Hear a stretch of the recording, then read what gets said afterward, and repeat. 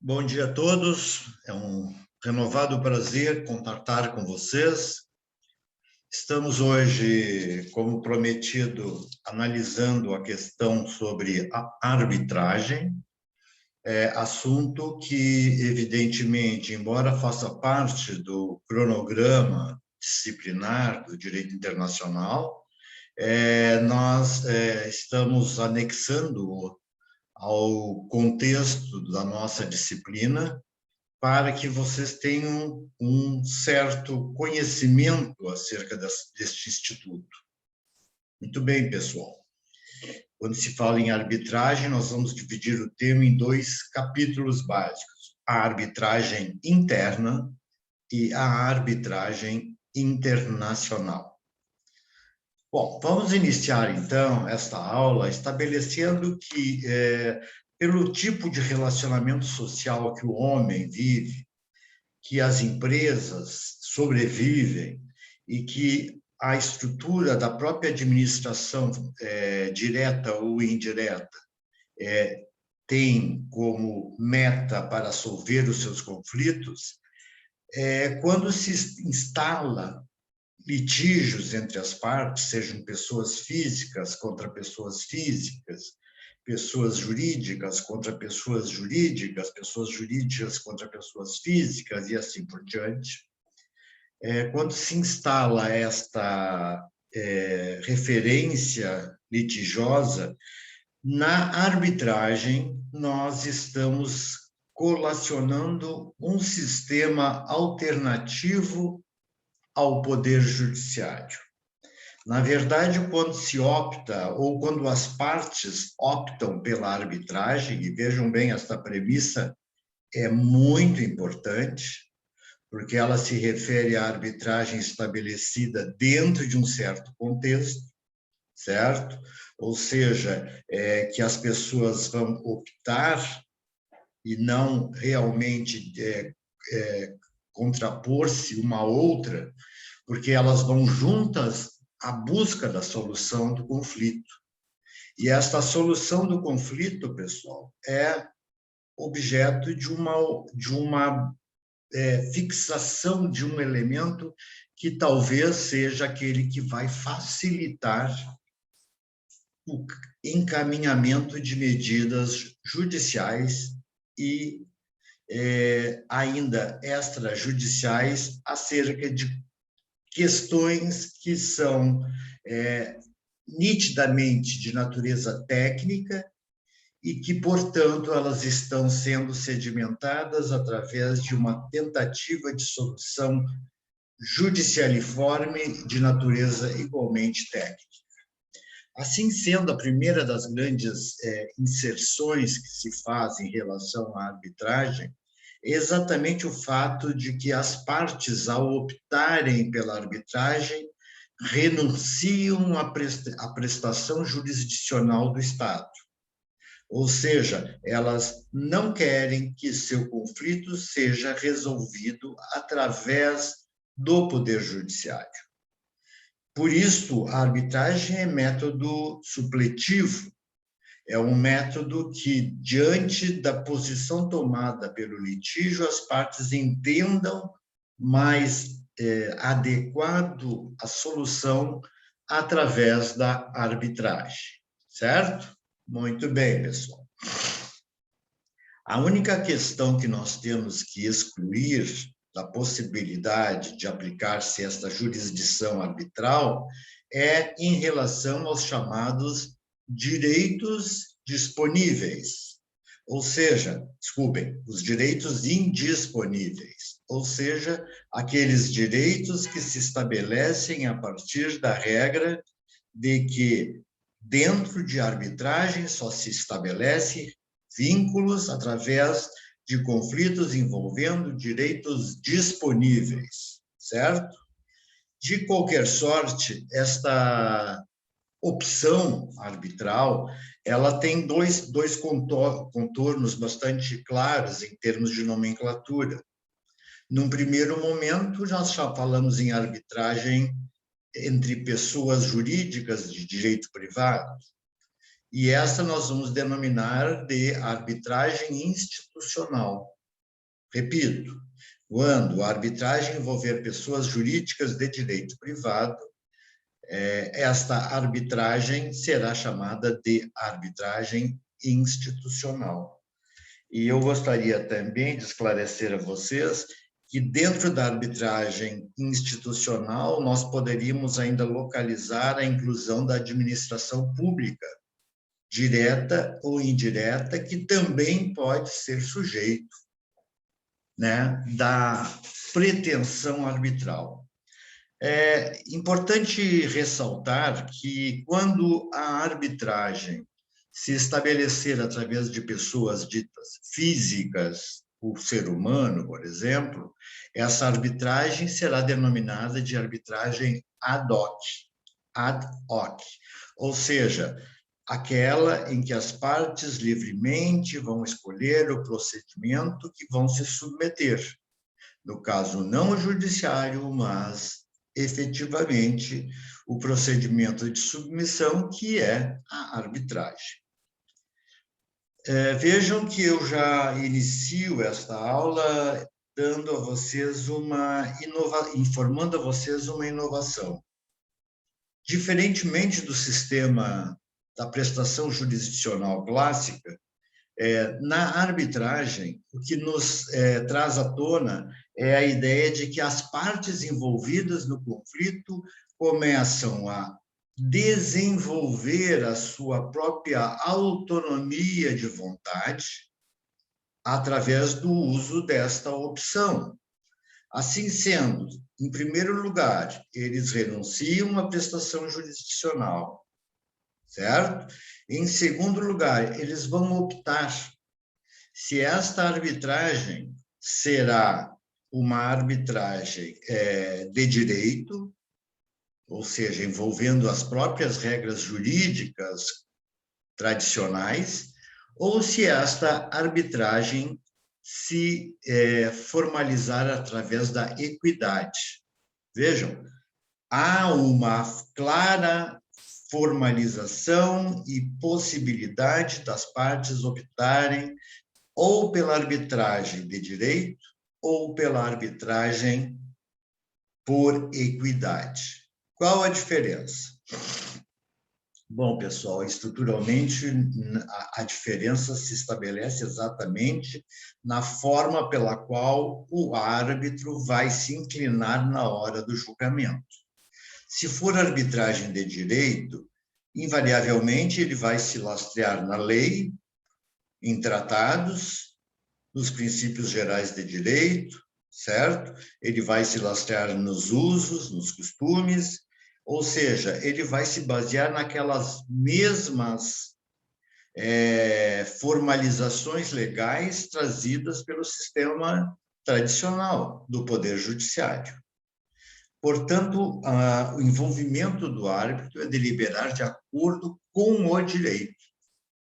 Por outro lado, quando a arbitragem se constituir pela forma institucional, nós vamos definir que esta arbitragem será determinada através da concessão ao árbitro de uma faculdade prevista em lei, que é a deliberação por equidade. Equidade aqui significando igualdade, posições equilibradas entre as partes.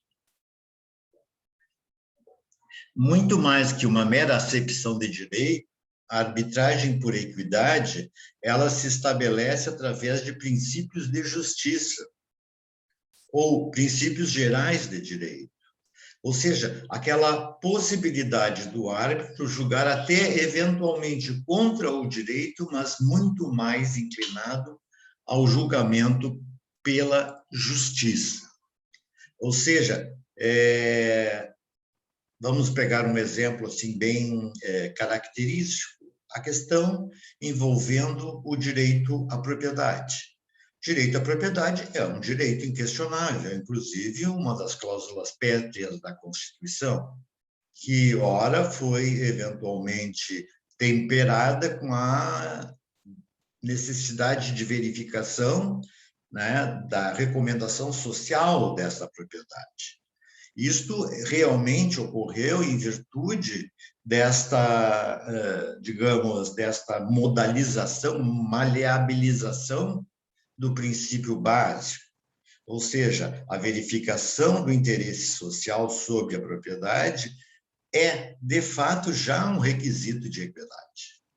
Assim sendo, em algumas circunstâncias, o grupo dos sem terras poderá pleitear, né, a uma autoridade jurisdicional que se garanta a eles o direito de propriedade, certo? Ou direito, melhor dito, de posse, certo? Que vai se corroborar através da entrega de áreas não aproveitadas pelo proprietário efetivo, áreas não cultivadas, áreas que estão realmente sem uma destinação indispensável e básica para o uso da terra. Neste sentido, muitos juízes, de uma tendência um pouco já retrógrada, mas evidentemente existente, deferiam contra o direito à propriedade a busca de uma justiça social, considerada esta aquela que vai corroborar, então, né, a garantia justa da propriedade para uso, né, e o direito à posse para o uso efetivo daquele que necessita, para o seu trabalho, para seu ganho e para outras circunstâncias. Muito bem, então, se nós pudermos analisar essa questão sobre o ponto de vista da sua fixação como base jurídica para a deliberação, sempre teremos essa dúplice face, que é uma opção das partes. A arbitragem pode ser de direito, ou a arbitragem pode ser por equidade. E vejam, em quaisquer circunstâncias, principalmente quando for de equidade, esta possibilidade só será formalizada quando e se as partes concordarem, ok? Isto é muito importante. Então, não, a faculdade que pode ser exercida tanto pelo juiz quanto pelo árbitro, na verdade, é uma conformação de uma manifestação de vontade prévia. E manifestação essa deferida àqueles que estão em litígio. É bom ressaltar que, quando se fala em arbitragem resolutória acerca da administração pública, esta, necessariamente, obrigatoriamente, será sempre uma arbitragem de direito. Jamais poderá ser uma arbitragem por equidade, certo? Uma importante referência que aqui estamos trazendo. Pode repetir, professor? Desculpa, eu não... Sim, essa última parte, exatamente a última parte. Não, tudo bem. Quando a arbitragem se vincular a discussões entre a administração pública, certo? Ela será sempre de direito, não pode ser por equidade. Essa é uma exigência formal, material, certo? Não pode haver equidade, não há aquela faculdade de deliberar de modo diverso, certo? Isto, claro, que se restringe apenas à administração pública, seja ela direta ou seja ela indireta. Viu, Pedro? Certo? Muito Perfeito, bem. obrigado. Muito bem, vamos lá. Como é que nasce a arbitragem? Qual é a origem da arbitragem?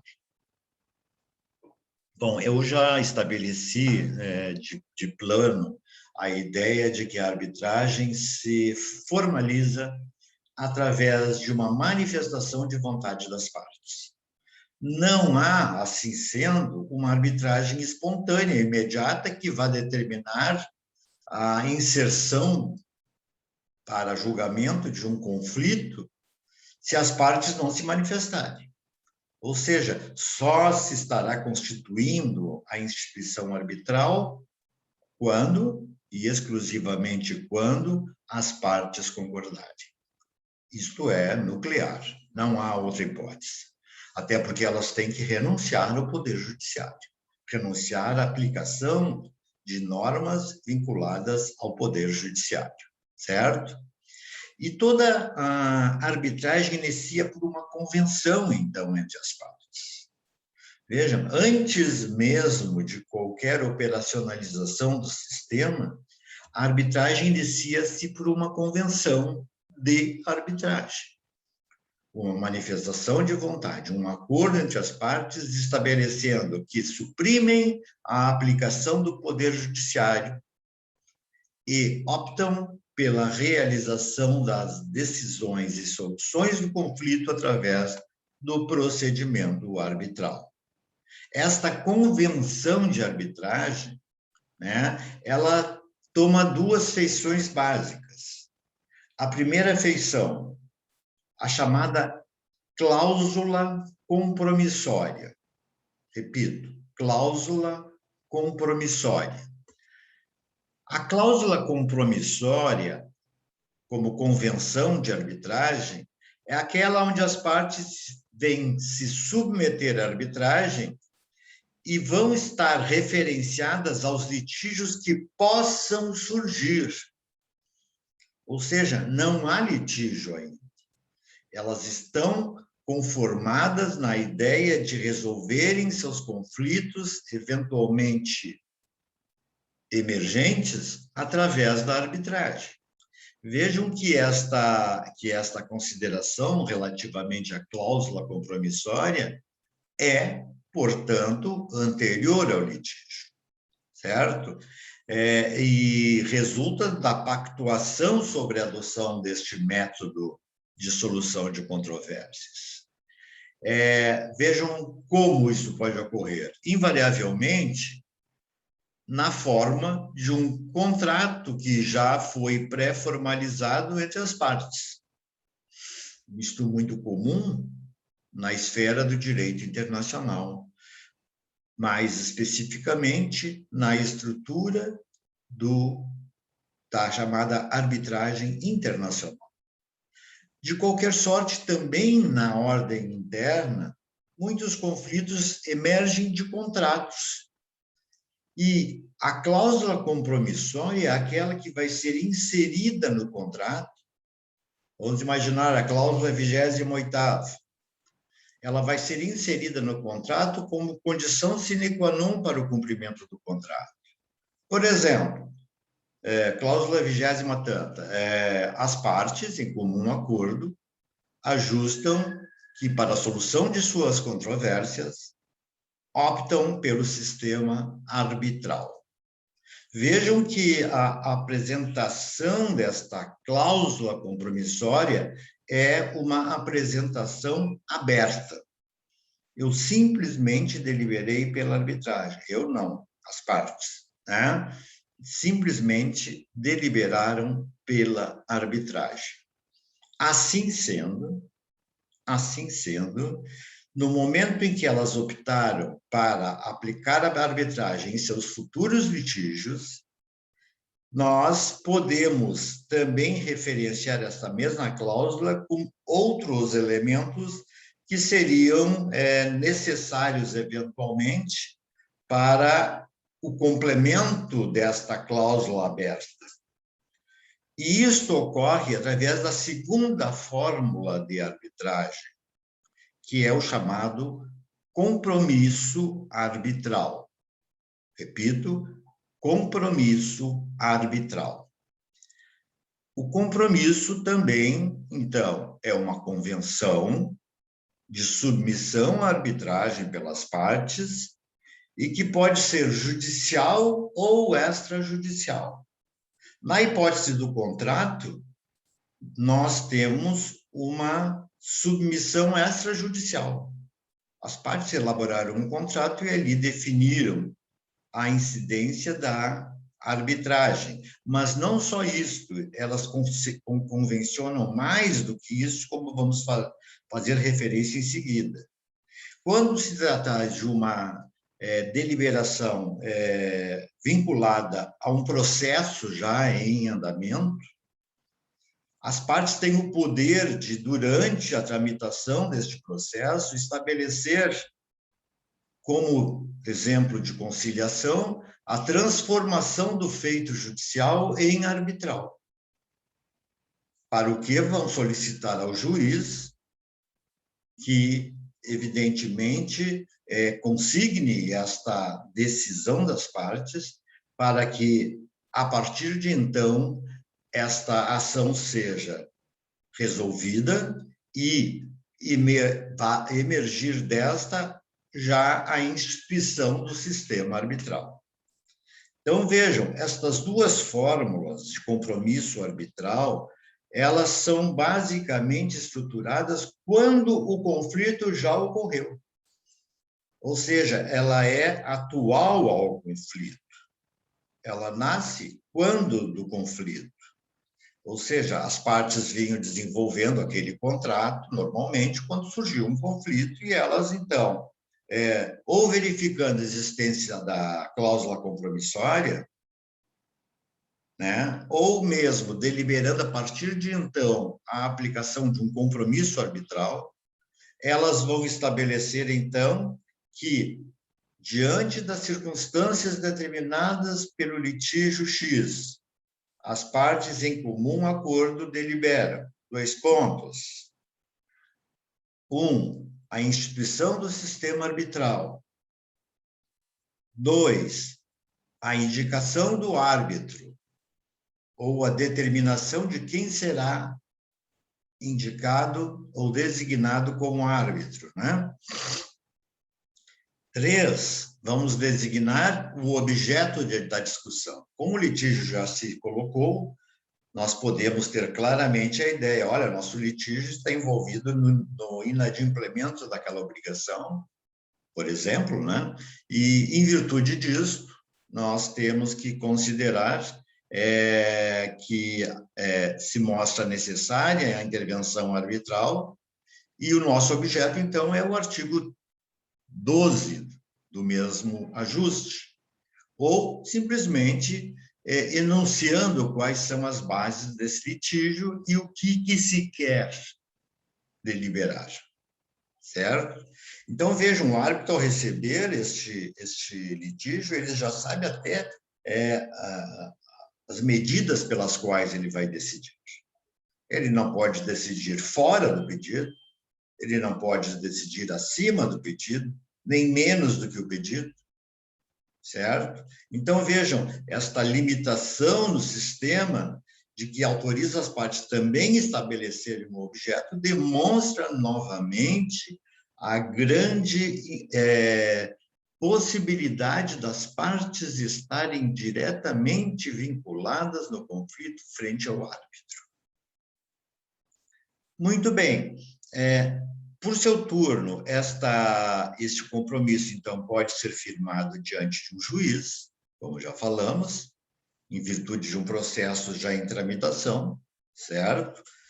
Pode ser instituído a partir de uma deliberação de um tribunal, né, onde as partes também negociam a conciliação para transformar em arbitral, certo? Ou pode ser, agora a contrario sensu, extrajudicial.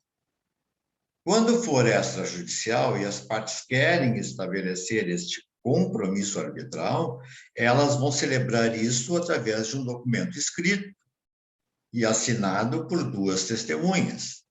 Ok? Muito bem. Se não quiser se estabelecer isso através de um documento particular, a gente pode estabelecer o mesmo pressuposto através de uma escritura pública, que vai, evidentemente, trazer mais segurança à relação jurídica negociável. Seja como for, seja por escrito ou não diretamente por documento público, o que temos como certeza é que, no terceiro ponto da arbitragem que há que ser deliberado, vai se vincular à obrigatoriedade da decisão.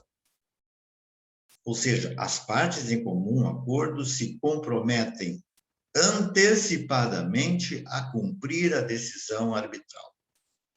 Isso tem uma razão fundamental. Qual seja o fato de que, como o sistema arbitral não dispõe do poder de polícia, portanto, as decisões arbitrais invariavelmente terminam quando da sentença, certo? Ou seja, ele vai até a decisão, que nós vamos chamar de sentença ou laudo arbitral, certo? Uma denominação a livre escolha, né? Quando essa sentença arbitral, então, prevê exatamente a indicação do árbitro, a fixação do objeto, ela tem ainda que deferir o fato de que o litígio que será examinado naquele conflito vai determinar a prolação de uma sentença arbitral que é obrigatória para as partes. Por que esta diferença em relação ao sistema comum? Repito, porque o sistema arbitral, pessoal, ele é um sistema que vai ser desvinculado de um efeito executório. E vamos ver mais que na lei interna o efeito executório não se procede através da arbitragem, certo? Ela termina com a arbitragem e vai ser processada através do juízo comum, através do juiz de direito, porque ele tem poder de fazer com que se cumpra aquela decisão, certo? Em princípio, toda decisão arbitral é irrecorrível. Toda decisão arbitral é inapelável, porque o sistema termina com a sentença. Ok? Então, vejam, no momento em que o sistema está sendo deliberado hoje, ele tem que ser, evidentemente, cumprido pelas partes, e se, eventualmente, uma das partes, principalmente a parte que foi condenada, deixar de cumprir, a outra parte compete executá-la perante a justiça comum, certo? Isso está, evidentemente, tangenciado na possibilidade estabelecida pelo artigo 3, só deixa eu me recordar, o artigo, desculpem, o artigo 515 do CPC, inciso 7º, certo?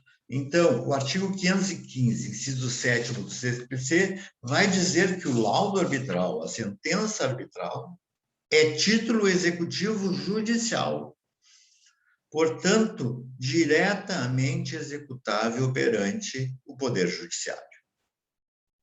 Bem entendido, pessoal? Qualquer dúvida, estamos aqui. Sim. Uhum. Tá? Muito bem. Se já houver, por exemplo, um conflito e você quer que já existe um processo judicial em andamento regular e as partes quiserem alterar para a arbitragem, repito, é possível, certo? E pode ser instituído este princípio, esta manifestação de vontade nos próprios autos do processo, sem nenhum problema. Ou seja, se estabelece que as partes diversamente deliberam acerca de transformação do sistema judicial em sistema arbitral. Ponto. Muito bem. No que tange ao árbitro, que seria uma das primeiras posições tomadas em relação à convenção de arbitragem, com relação ao árbitro, nós temos que, evidentemente, estabelecer alguns pressupostos básicos para que ele seja eleito, seja escolhido pelas partes. Invariavelmente, é uma terceira pessoa alheia ao conflito, de extrema confiança e imparcialidade, certo? Ou seja, a escolha deste árbitro, repito, cabe às partes. E, cabendo às partes, elas vão conjuntamente pesquisar da nomeação de alguém que tenha capacidade técnica no assunto em pauta. Quando eu falo em capacidade técnica, eu não estou falando de capacidade de conhecimento jurídico exclusivamente. Até porque o árbitro não precisa ter formação jurídica. O árbitro, invariavelmente, ele terá que ter, isto sim, uma competência ilibada, um reconhecimento indiscutível e formação técnica naquela área envolvendo o conflito. Por exemplo, se nós temos um conflito envolvendo o sistema informacional, quem melhor do que alguém que opera dentro desse sistema para poder deliberar acerca do assunto, certo? Se nós estamos estruturando uma questão envolvendo, por exemplo, uma questão relativa à destilação de petróleo, o refino do petróleo, matéria que, evidentemente, os juízes não conhecem e nem têm a necessidade de conhecer, porque nos processos regulares eles vão chamar um perito para verificar isso. Na verdade, o que nós estamos fazendo é posicionar este perito técnico, este expert no assunto do litígio, na posição do próprio juiz, né? Ou seja, ele tem amplas condições de deliberar acerca do que é melhor para as partes, ou do que é correto para as partes, certo? Então, no momento em que a escolha do árbitro recair sobre um técnico no assunto em litígio, evidentemente que ele vai se definir como uma pessoa que tem evidente conhecimento no tema litigioso e que vai poder trazer luzes à solução deste conflito. Ou seja, aquele que melhor conduzirá o caso, certo? Muito bem. Em outros termos, estas indicações arbitrais ou de árbitros, elas se fazem através de listas que estão à disponibilidade das partes em quaisquer órgãos dos poderes constituídos, legislativo, executivo, judiciário, certo? Em instituições específicas de arbitragem, como a Câmara de Paris, certo? Em grupos de pessoas que se juntam para deliberar acerca de um determinado assunto de natureza técnica, uma federação de indústrias, uma federação do comércio, certo? Estas listas, elas são aquelas listas que vão trazer a nomenclatura, o nome do árbitro e as suas respectivas especialidades. Dali é que as partes podem buscar a solução do conflito, certo? Bom, quando escolhido o árbitro, então, nós temos que estabelecer um outro propósito, que as partes também têm o poder de definir ou de deliberar. É quanto ao procedimento a ser empregado pelo árbitro. O procedimento que tem, invariavelmente, o mesmo viés do sistema judiciário. Assim, por exemplo, o que temos que respeitar no processo arbitral? O que o árbitro tem que respeitar? Primeiro, o direito ao contraditório, ou seja, a possibilidade de ampla defesa durante o transcurso e instrução da arbitragem. Segundo, sagrada medida, a igualdade das partes. E nós vamos ver, principalmente na esfera federal, internacional, que a liberdade ou a igualdade das partes é muito importante, porque muitas vezes uma grande companhia internacional, renomada companhia internacional, está litigando com um pequeno fornecedor de produtos. E isso vai fazer com que haja um desequilíbrio nas relações entre as partes, que são ditadas pela grandeza econômica, financeira de uma das partes, em detrimento da outra. Mas, estruturalmente, o que tem que se considerar sempre, necessariamente, é a igualdade das partes. O terceiro requisito indispensável, que o árbitro seja imparcial. Mas imparcial efetivamente, não como um ato passivo, mas como um ato ativo, demonstrar a sua imparcialidade. Ou seja, observando-se a necessidade de deliberar acerca do que é correto tecnicamente, certo? Nós vamos estabelecer que esta imparcialidade do árbitro está sedimentada na sua técnica, no seu conhecimento. Portanto, ele não pode ser um sujeito passível de, por exemplo, corrupção, né? Seja como for, todas as deliberações deste árbitro devem partir do livre convencimento do mesmo, certo? Eles têm esta faculdade que, sob este aspecto, é quase que idêntica às chamadas atribuições do juiz. Ok? Perguntas? Muito bem. Então, nós já vimos até aqui que a instituição de um juízo arbitral, vejam bem, pessoal, nós estamos falando, por enquanto, acerca de uma lei nacional. Nós estamos falando a respeito que a previsão legal no Brasil está fixada na Lei 9.307. Lei 9.307 de 1996, certo? Portanto, esta lei é reguladora de toda a estrutura da arbitragem interna.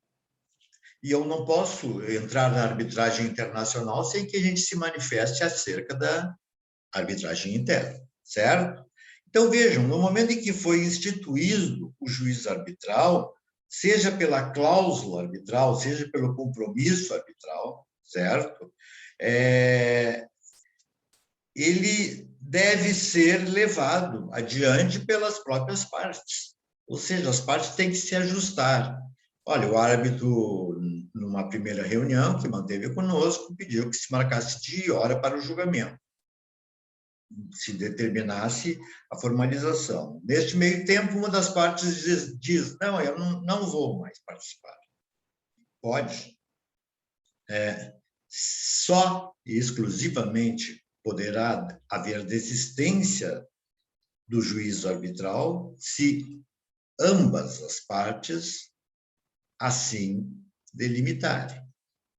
Ou seja, a incidência do juízo arbitral, repito, é obrigatório.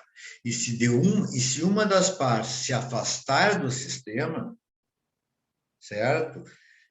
Poder-se-á notificar a parte adversa, convocando-a para que no dia e hora previamente designados venha firmar o compromisso arbitral. Eu estou dando aqui a hipótese em que a convenção de arbitragem se inicia pela cláusula arbitral. E a cláusula, como é aberta, porque invariavelmente ela não traz os detalhes sobre quem é o árbitro, quem é, eventualmente, qual é o objeto da demanda e que a decisão é obrigatória, vejam que esta convocação, então, é para que a outra parte, que em princípio, aparentemente, está se negando a cumprir, ela seja convocada para firmar este compromisso, certo? Momento em que isso se procede já ao nível de judiciário. Porque aqui, como vimos, trata-se de cláusula ainda não instituída pelo fechado, né? Então, isto vai fazer com que o juiz que convocou a parte para assinar o compromisso assuma a sua posição de julgador, certo? E tente, de alguma maneira, celebrar aquele compromisso, repito, que é obrigatório. Ok? Muito bem. Agora, numa situação em que o juiz convoca e a parte não comparece, ou se comparecer, resiste à assinatura do compromisso. Vejam que, neste momento, talvez seja o melhor momento para interpor uma medida perante o judiciário, simplesmente definindo, segundo o contrato tal, na cláusula tal, as partes ajustaram, uma cláusula compromissória, cláusula 12ª, para admitir qualquer pressuposto. Exatamente, Pedro. Muito bem. Por acaso eu tenho um cliente aqui que todos os contratos com ele têm esse compromisso arbitral. 12ª. Ele indica a Camers ali. Então, só curiosidade aí, só para colocar. Estes órgãos que já... Você, evidentemente, não pode instituir um sistema arbitral sem as indicações precisas, né? Das formalidades necessárias para o fato. Muito bem. Então, vejam, proposta medida perante o Poder Judiciário, o juiz já se posiciona no sentido de tentar estabelecer exatamente a formalização daquela cláusula compromissória. Então, a citação da outra parte é inevitável, tá? E a citação vai buscar o quê? Estabelecer que ela venha afirmar o compromisso.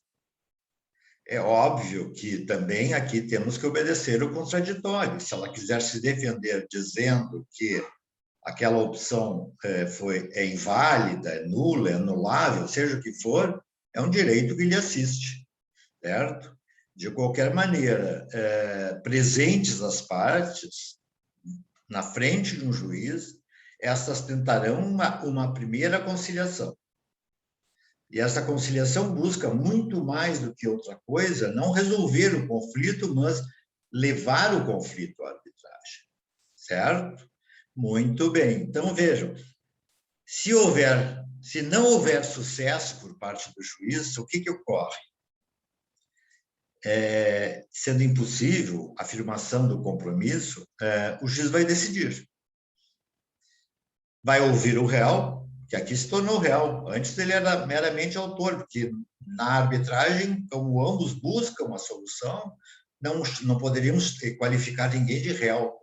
Mas aqui no judiciário nós já temos um réu, aquele que não quer cumprir a determinação. Então, vejam, se for impossível a decisão do juiz, ele vai ouvir o réu e, decorridos 10 dias daquela audiência específica, certo? Ele vai se inclinar acerca daquela cláusula, certo? E se não houver por eles alguma indicação de árbitros, certo?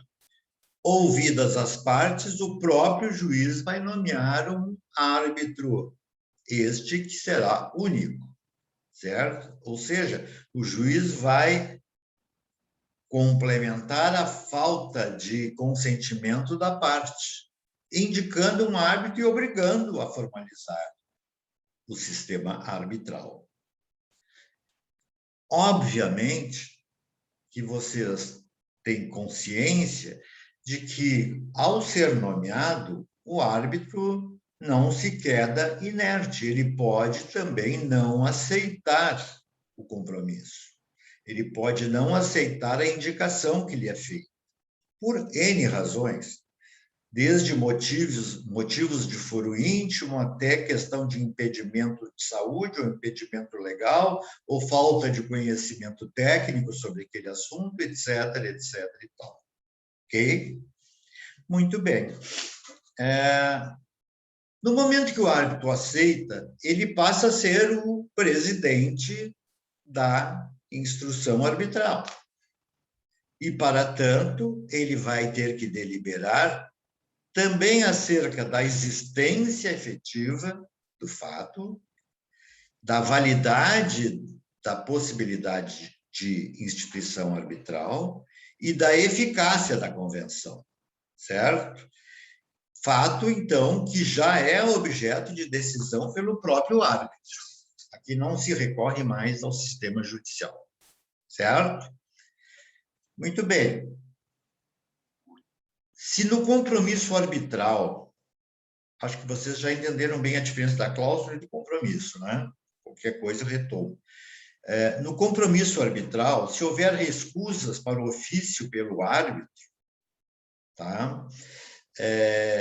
Que vai ser determinada antes de aceitar a nomeação, este processo, esta convenção, em princípio, vai ser extinta, porque outra terá que ser feita. Porque a indicação do árbitro é parte componente do compromisso. E se o árbitro disser que não pode, vamos ter que fazer um novo compromisso substitutivo. Aquele desaparece, aquele será extinto. Ok? A não ser que as partes declarem aceitar algum outro substituto que lhes possam ser indicados. Certo? Muito bem, pessoal.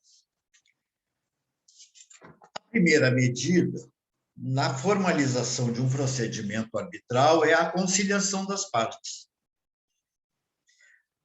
Esta tentativa de conciliação, vejam bem, ela já será vinculada ao litígio, propriamente dito.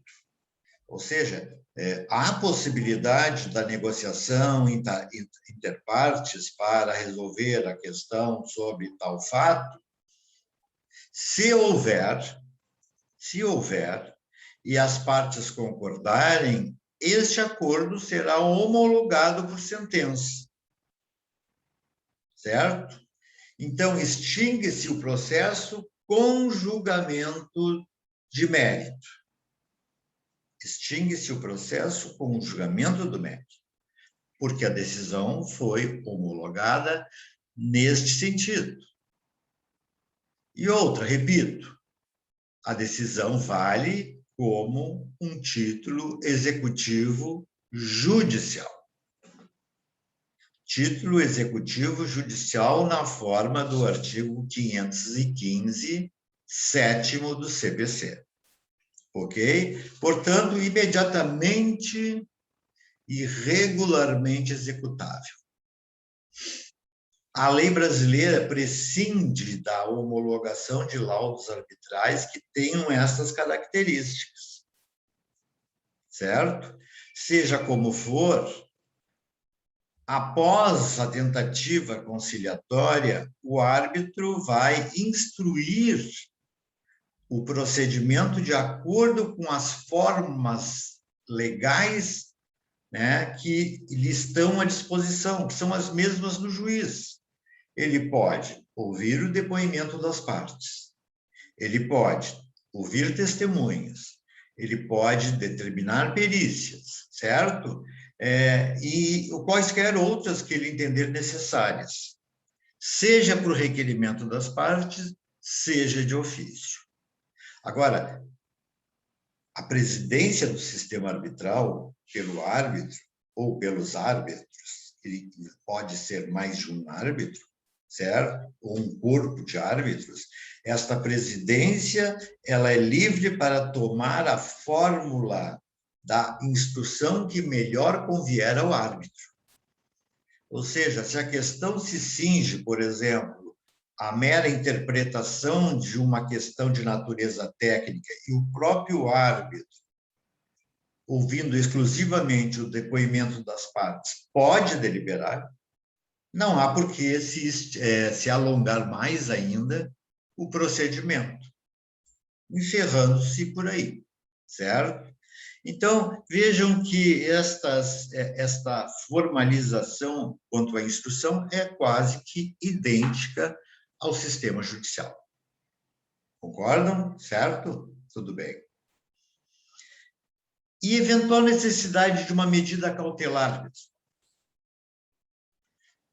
O árbitro pode deliberar medidas cautelares,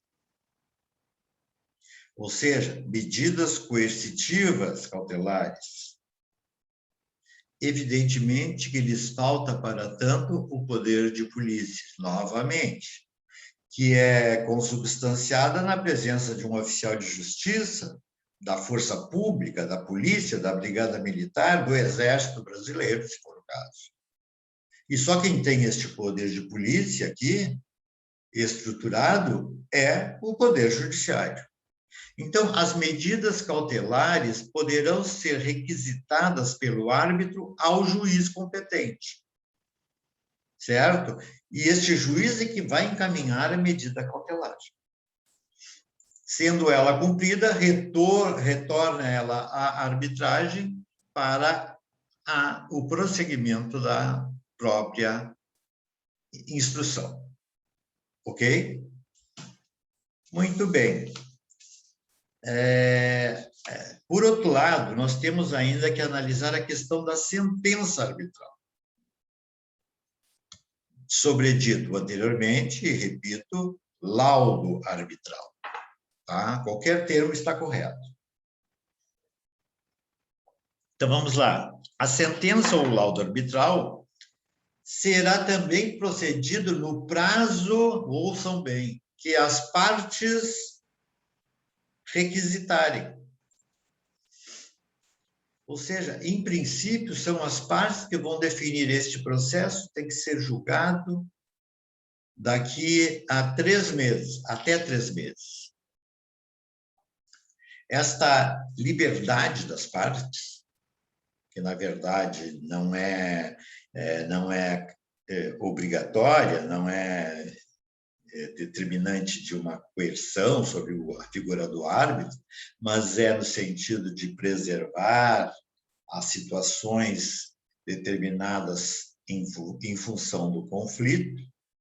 Por exemplo, eu tenho não sei quantas toneladas de soja armazenadas num silo na cidade de Xangai, na China. E se em 3 meses eu não retirar aquele produto e levar à comercialização regular ou distribuição, este produto perecerá. Né? Isso que se trata de um organismo que pode determinar. Isso é um exemplo. Né? Ou seja, havendo esta incidência de uma necessidade emergencial, ou se aplica a medida cautelar, ou se pede ao juiz, desculpem, ao árbitro, que ele delimite a determinação a partir da sua própria sentença, certo? E se não nada for convencionado? Em princípio, pela lei, o prazo do juiz, desculpem, do árbitro, é de 6 meses para julgar. Vejam, uma evidência de uma resolução indiscutivelmente importante. Ele não foi requisitado, mas tem que julgar em 6 meses. Não obstante, temos que saber que este prazo poderá, a requerimento do árbitro ou das próprias partes, prorrogado, certo? E a prorrogação será concedida à medida em que se mostrar necessário, certo? Não é algo como algo obrigatório, compulsório, certo? É algo que pode, evidentemente, determinar a requisição devidamente justificada de uma prorrogação deste prazo. Toda decisão arbitral, todo laudo arbitral sempre deverá ser expressa em documento escrito, certo? Sempre em documento escrito. Sendo vários árbitros, mais do que um, essa decisão colegiada deverá considerar que a decisão há que ser por maioria simples, a metade mais um, né?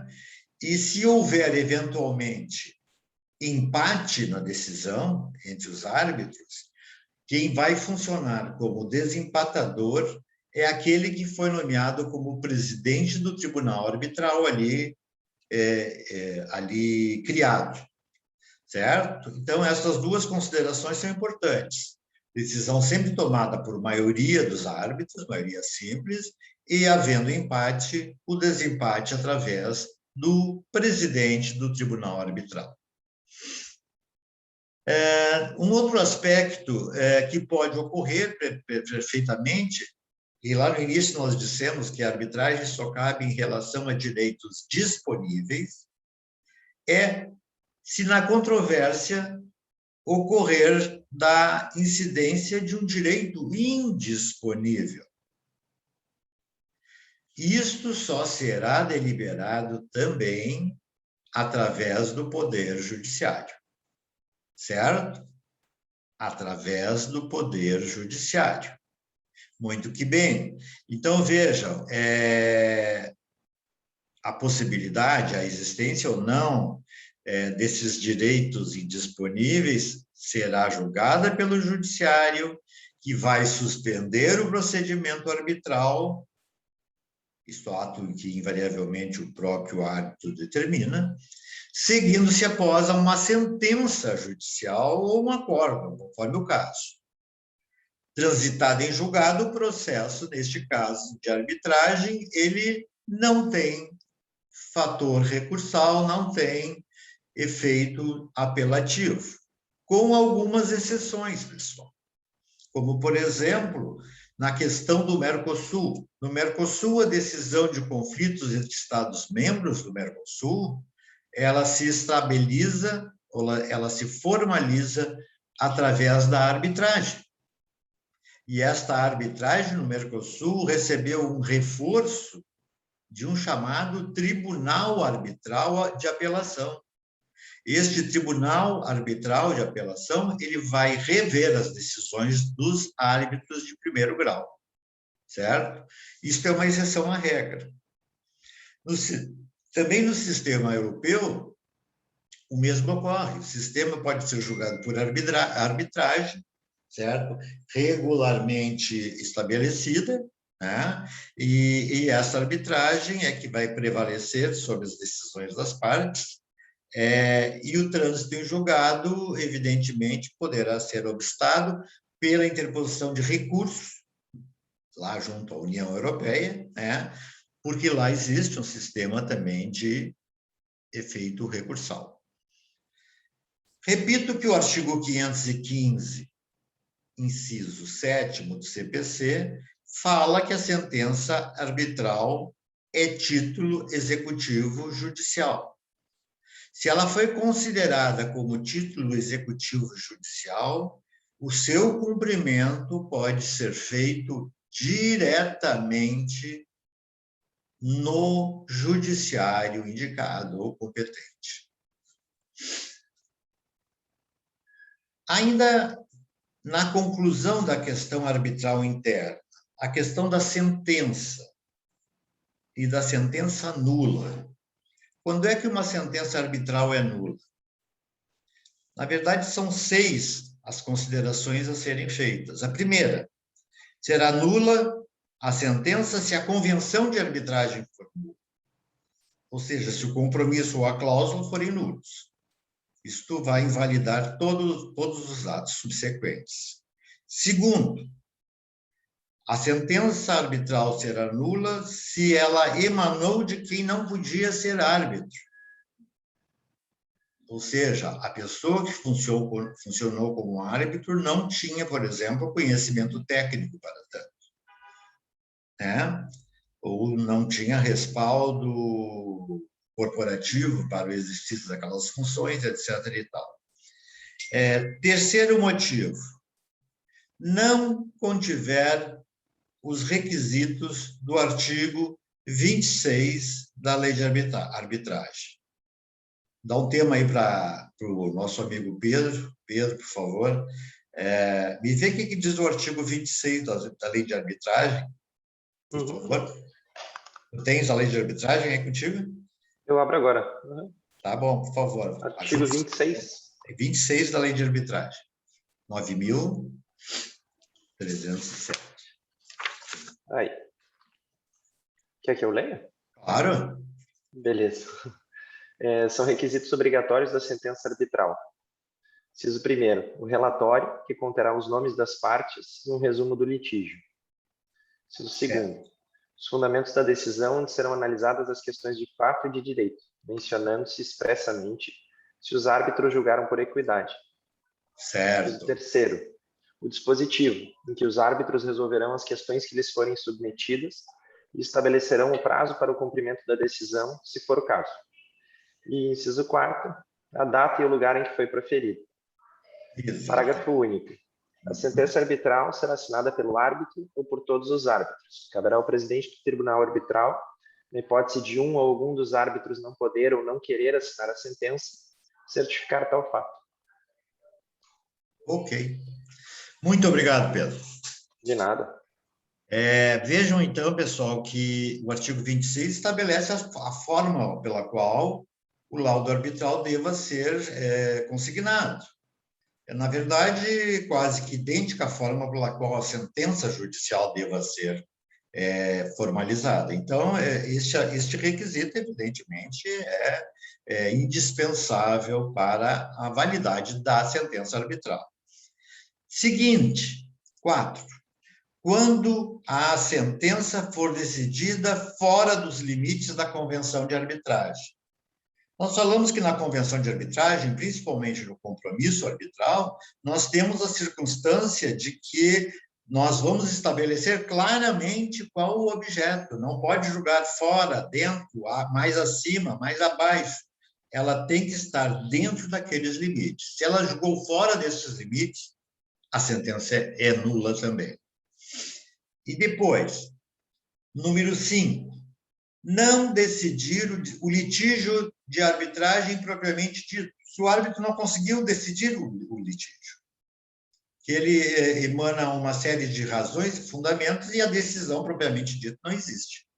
Né? É claro que nós não podemos desconhecer, pessoal, que como o juiz dispõe dos chamados embargos declaratórios, o árbitro também tem obrigação de esclarecimento sobre a sua sentença, certo? Isso não é recurso, isso é um pedido de esclarecimento. Então, vejam, quando pedir o esclarecimento, nós poderíamos estabelecer, por exemplo, que o árbitro não decidiu, ou se decidiu, aonde decidiu, porque isso aí vai determinar a nulidade do laudo, certo? E sexto e último, a decisão proferida foi realizada por prevaricação, por conclusão ou por corrupção passiva do árbitro. Fato que não é tão raro ocorrer, certo?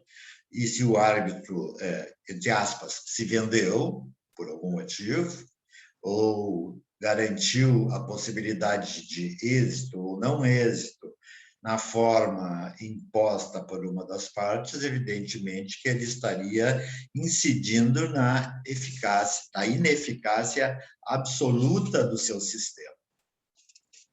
Muito bem. Vamos agora, diante destas primeiras informações, falarmos um pouquinho sobre a arbitragem dita internacional, certo? Em primeiro lugar, como já referimos, é um meio alternativo de solução de conflitos internacionais, certo? Meio alternativo. Evidentemente que este método da arbitragem internacional é extrajudicial e as partes vão levar os seus litígios à discussão, sejam litígios presentes ou litígios futuros. E esta realidade arbitral, litigiosa, ela vai envolver, em geral, questões patrimoniais. Ok? A decisão de um árbitro ou do juiz arbitral, então, vai consolidar todos estes pressupostos.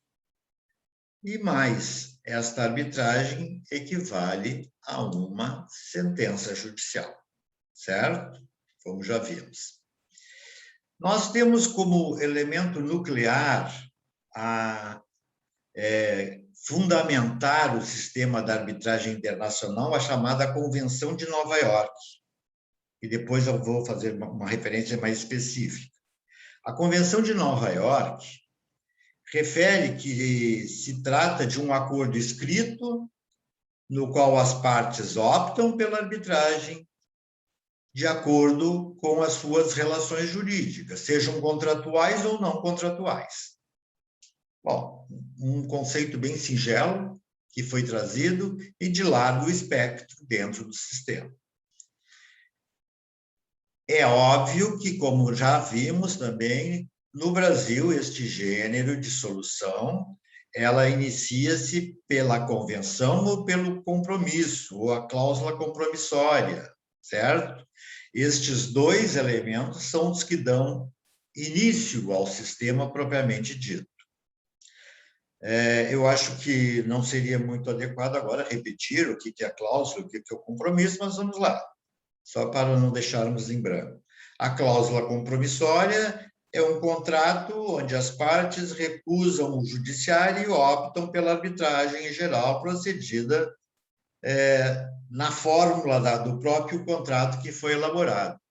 Vejam, a cláusula compromissória invariavelmente só fala em cláusula aberta, que a arbitragem foi optada. Mas ela já pode, se quiser, se houver possibilidade, estabelecer quem é o árbitro. Certo? Isto, ou seja, ela vai só definir adiante qual é o objeto da discussão, porque aqui ainda não houve litígio, né? Certo, pessoal? E ela vai fazer esta complementação através da segunda fórmula de convenção, que é o compromisso arbitral. O compromisso, por sua vez, é um acordo formalizado pelas partes, também que resolvem obrigarem-se a solver os seus conflitos através da indicação do árbitro, do objeto a ser discutido ou fundamentado e da obrigatoriedade de cumprimento. E se uma das partes se recusar a efetuar o compromisso, ela poderá, então, esta parte, requerer em juízo a sua realização na forma da cláusula. Quanto a este aspecto, nós estaríamos pensando, este juízo é um juízo comum entre as partes, ou ele pode ser qualquer um? A justiça aqui designada, ela é de natureza concorrente ou ela é de natureza exclusiva? Invariavelmente, tanto num quanto no outro foro, esta decisão poderá ser extraída, face à concorrência da fixação do sistema para obrigar a parte a formalizar a convenção de arbitragem. Um dos grandes tópicos, e talvez o maior tópico da Convenção Internacional de Arbitragem, é exatamente o fato dela ser vinculada a questões de natureza mercantis, ou questões comerciais. Essas questões, em geral, estão ligadas a contratos comerciais, portanto, e que são estabelecidos por pessoas físicas e pessoas jurídicas. Concordam? É isso, né? Ela será internacional, essa arbitragem, vejam bem, quando os elementos de conexão desenvolvidos dentro do sistema, certo? Ela se desenvolve fora das fronteiras nacionais e está de acordo com o seu objeto, qual é a lide, quem são as partes, quem é o árbitro escolhido ou qual é a sede do juízo arbitral. Essas são as fórmulas básicas pelas quais se pode eleger onde se proceder no julgamento. A lei brasileira refere ser nacional a arbitragem feita no nosso país e internacional a que é feita fora do nosso país, ou no estrangeiro. O critério utilizado no Brasil é o critério geográfico, certo? Então, vejam, aqui nós sempre vamos falar de arbitragem internacional se ela não foi feita no Brasil, e de arbitragem nacional se foi celebrada no Brasil. Como também só ia acontecer, e já é de conhecimento de todos, na arbitragem internacional vão se escolher o árbitro a critério da escolha das partes, assim como as regras de direito aplicáveis, certo? Ou seja, a definição de o que será o objeto da medida e qual será a largueza destas regras de direito que serão aplicáveis. Adiante, também, na arbitragem internacional, se escolherá o local do julgamento. Tudo isso feito em relação à manifestação das partes. Este Instituto da Arbitragem Comercial Internacional, ele se tipifica no princípio muito importante, que é o princípio da autonomia da vontade. O que nós vimos até hoje, pessoal, é que no sistema judiciário não prevalece o sistema da autonomia da vontade. E que no Brasil, as próprias determinações acerca de obrigações ou de contratos está constituída lá no artigo 9º da Lei de Introdução, né? A partir da ideia de que a lei aplicável é o local em que se constituiu a obrigação. Agora, contrariamente, nos países de maior grau de desenvolvimento econômico, financeiro e até mesmo militar, nestes países, o sistema da autonomia da vontade é pleno. Ele não tem uma qualquer intervenção no sistema. Agora, voltemos para o sistema do direito interno. Embora a lei estabelecida na lei de introdução defira que o elemento de conexão sempre é o mesmo, certo? Quando do uso do sistema judicial no sistema arbitral, certo? Mesmo no Brasil, podem as partes deliberar acerca da eleição do foro e eleição de lei aplicável. Vejam, é um método alternativo de eleger a lei aplicável, eis que no judiciário isso não é possível. Ok? Assim sendo, esta ampla liberdade de escolha das regras que vão deliberar o conflito, seja ele presente, seja ele futuro, pode determinar a ocorrência de que as normas adotadas, eventualmente, se choquem. Elas violem princípios de ordem pública, seja interna, seja externa, ou possam ofender a soberania nacional e os bons costumes. Recordem-se do artigo 17 da Lei de Introdução. Ou seja, se aquela norma optada, lá que advém lá do sistema anglo-germânico, ou sistema romano-germânico, desculpe, ou anglo-saxão, se essas regras, eventualmente, que são as regras de eleição, elas se chocarem com princípios de ordem pública, a soberania nacional e os usos e costumes, os bons costumes, nós, eventualmente, não poderíamos aplicá-la. Como, de fato, não podemos aplicá-la. E aí o juiz vai ter que dar uma nova solução para esta questão, desde que esses princípios sejam violados pela norma adotada na relação litigiosa. Vocês sabem que, dentro das fontes do direito internacional, nós fazemos prevalecer a regra relativa às fontes do direito internacional, que são as mesmas fontes da lei de arbitragem. Assim, por exemplo, a lei de arbitragem internacional vai estabelecer que suas fontes são a lei, os tratados, usos e costumes, a jurisprudência internacional arbitral, a doutrina, os princípios gerais de direitos. Todos esses vocês já conhecem. E mais uma, inovadora, que vocês vão ouvir a partir de agora, também é fonte do direito arbitral internacional, a chamada lex mercatoria. Lex mercatoria, como se escreve, certo?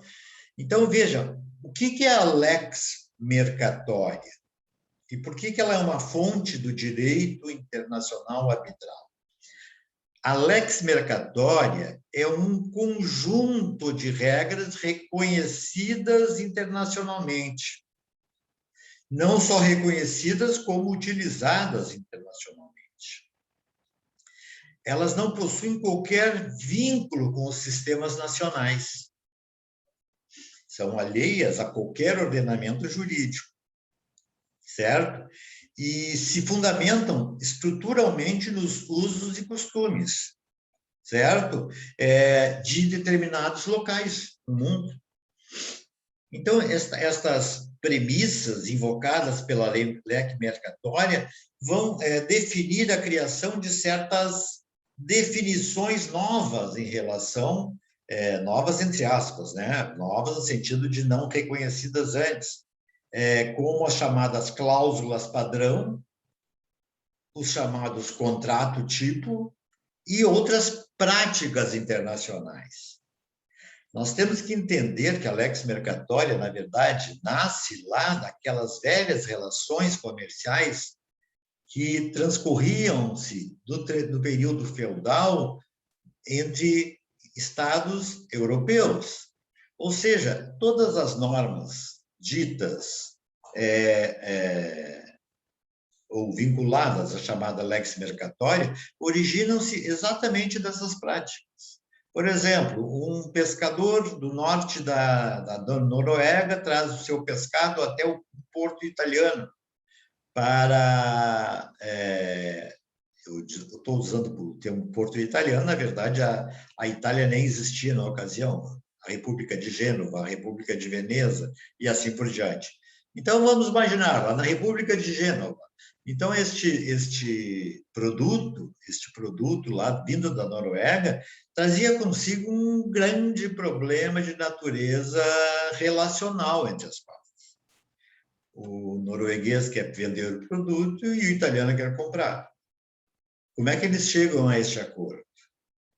Vão estabelecer as regras do direito norueguês ou vão estabelecer as regras do direito genovês ou italiano, seja o que for?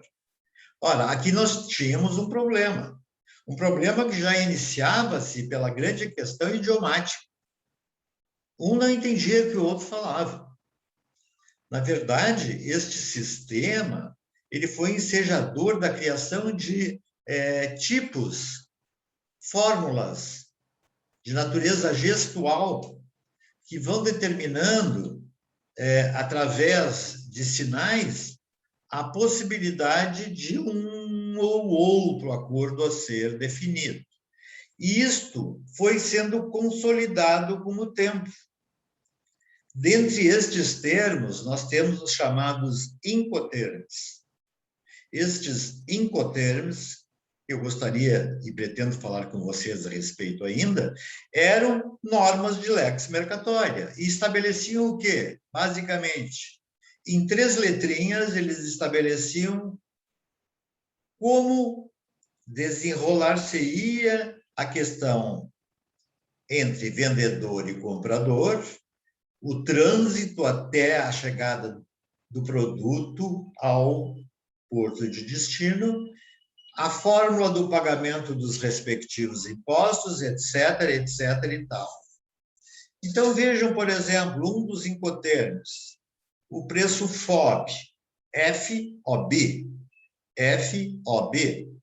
O preço FOB, pessoal, basicamente, estruturalmente, significa free on board, ou livre a bordo, o que quer referir-se ao fato de que o vendedor levaria o seu produto até o primeiro porto mais próximo, onde embarcaria o mesmo produto dentro do navio que seria responsável pelo transporte.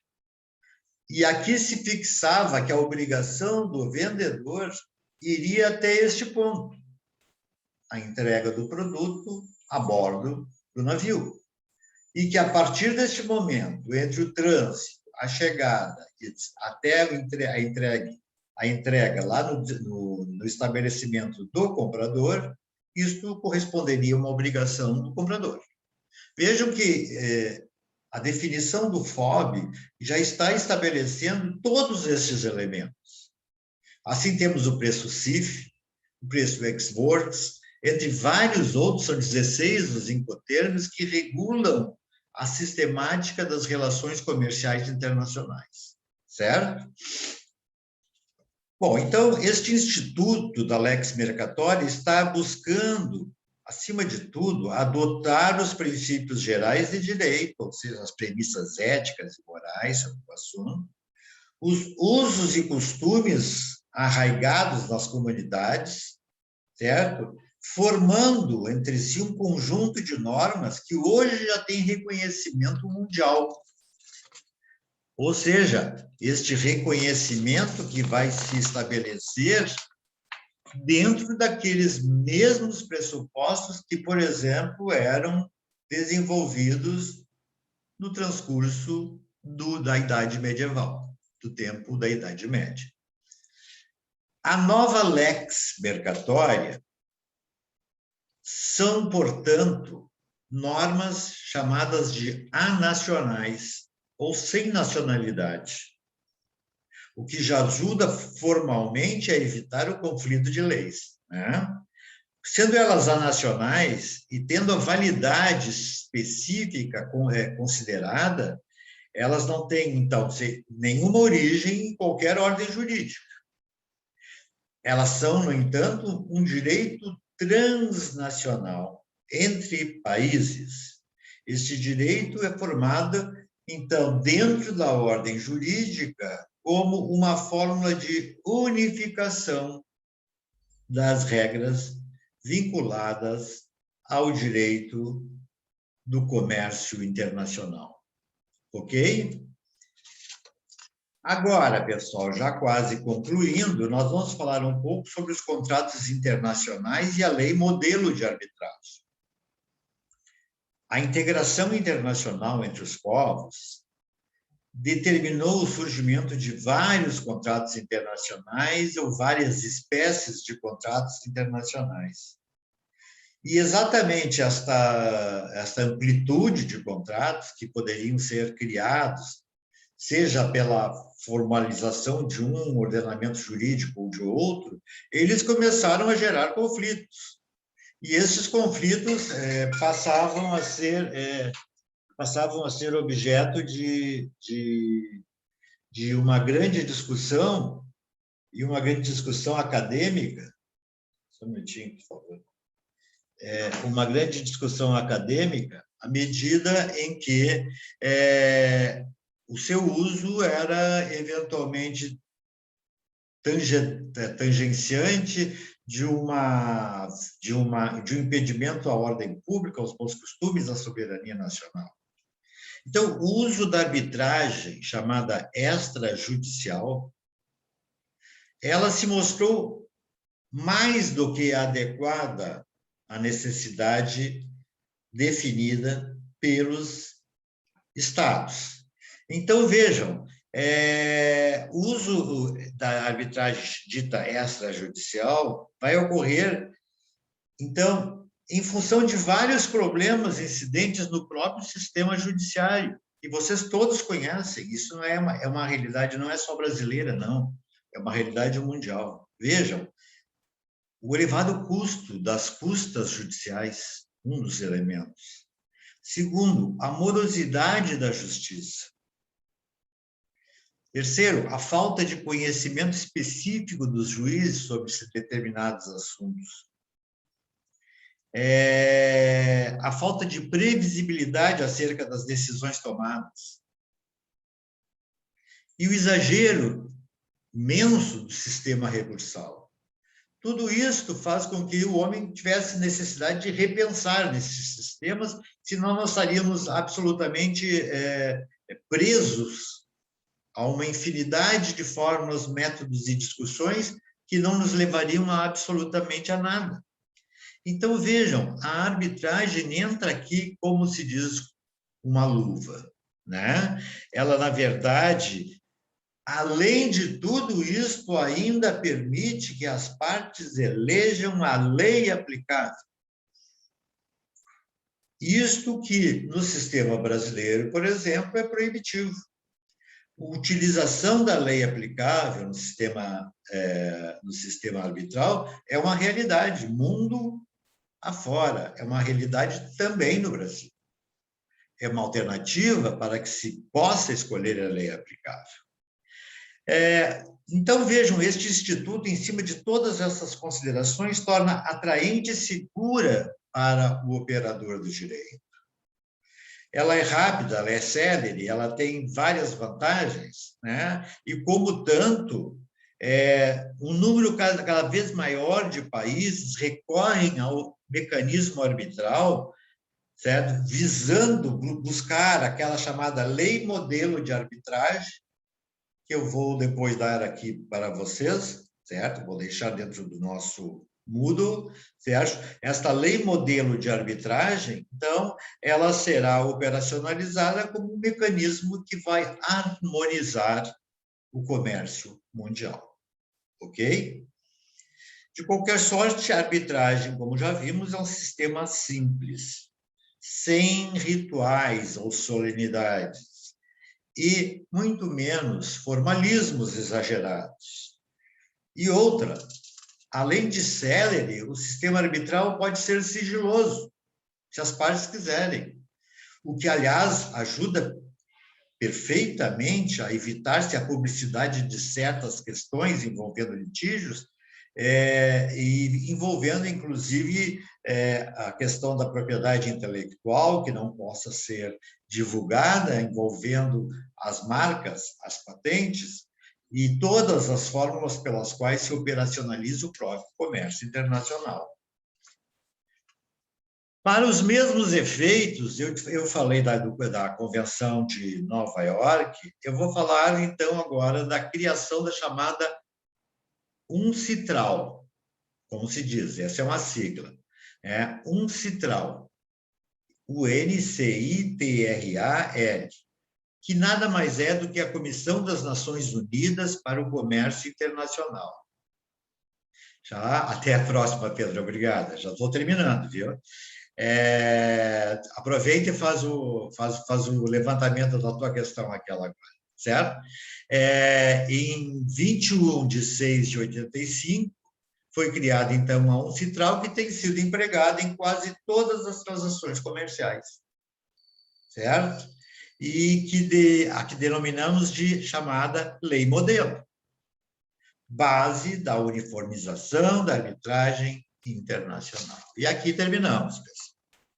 Muito bem, eu quero agradecer o Felipe, a Marta, que continuam presentes até aqui, a Marta desde o início, aliás, e na próxima aula voltamos ao assunto e já estaremos marcando a nossa prova na próxima semana, e, inclusive, a entrega e a restituição dessa mesma prova na forma da lei. A vocês agradeço, um bom fim de semana e abraço a todos. Obrigado, professor. Bom final de semana. Tchau, Felipe. Bom fim de semana, professor. Muito obrigado. Tchau.